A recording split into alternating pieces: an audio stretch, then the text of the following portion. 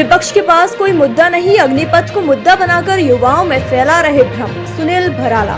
उत्तर प्रदेश के श्रम कल्याण परिषद के अध्यक्ष सुनील भराला आज हरिद्वार पहुंचे। सुनील भराला हरिद्वार में आयोजित भगवान परशुराम पर रखी गई हरिद्वार में संगोष्ठी में प्रतिभाग करने हरिद्वार के प्राचीन अवधूत मंडल आश्रम पहुंचे, जहां उन्होंने अग्निपथ पर अपना मत रखते हुए कहा कि अग्निपथ योजना युवाओं के भविष्य को उज्जवल करने की योजना है।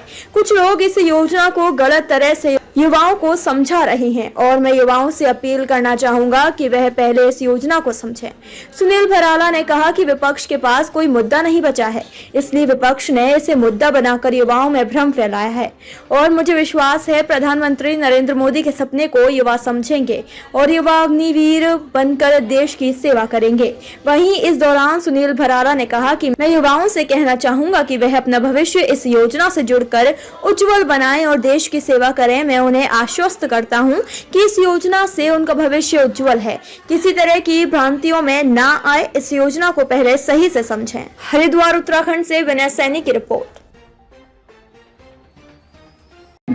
इसमें परशुराम जी को लेकर जो भ्रांतियां हैं, विभिन्न प्रकार की भ्रांतियां हैं, उनके जन्म स्थान को लेकर भ्रांतियां हैं, उन्होंने कहाँ कहाँ अध्ययन किया, कहाँ कहाँ शास्त्र का किया, कहाँ शस्त्रों का उपयोग किया, कहाँ उनकी संघर्ष स्थली रही है, ऐसे सब विषयों पर विभिन्न स्थानों से आए हुए कुलपति, प्रोफेसर, धर्माचार्य वो इस पर शोध करके जिन्होंने शोध किया है उस विचार गोष्ठी में वो विचार अपने रखे। ताकि क्या आवश्यकता पर बात क्या है कि पूरे देश में परशुराम जी को लेकर एक छोटा सा अगर किसी से पूछते हैं तो उनके बारे में जानकारी पूरे देश में नहीं है। एक ऐसे व्यक्ति हुए हैं जो भगवान विष्णु के छठे अवतार हैं, चिरंजीवी हैं, उसके बाद भी इस देश में आज सारा समाज, सनातन समाज उनको भगवान नहीं मानता और सब परशुराम जी का नाम आते ही वो ब्राह्मण तक सीमित रह जाते हैं। जैसे ही हम बात करते हैं परशुराम जी की तो बात आती है कि ब्राह्मणों के देवता, सारे सनातन के देवता हैं और सारे सनातन के कारण से ये सारे देश में स्वीकार्य हो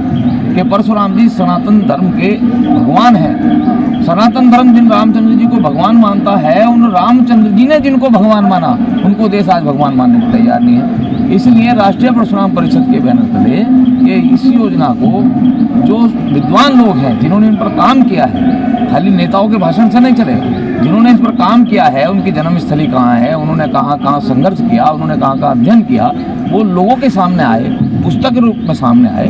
हमारे इस कार्यक्रम का समापन आदरणीय राम भद्राचार्य जी महाराज कल करेंगे और उनसे जब हमने निवेदन किया तो उन्होंने कहा कि भाई राम भद्राचार्य जी जब घोषणा करेंगे तो जो व्यक्ति चिरंजीवी है उनसे ही पूछ लो कि उनका जन्म स्थान कहाँ है। तो उनका स्तर इतना ऊंचा है कि उन्होंने कहा हम सब शोध के आधार पर इस संगोष्ठी के समापन में घोषणा करेंगे कि परशुराम जी का जन्म स्थान कहाँ है और वो पूरे देश में ये विवाद समाप्त हो जाएगा।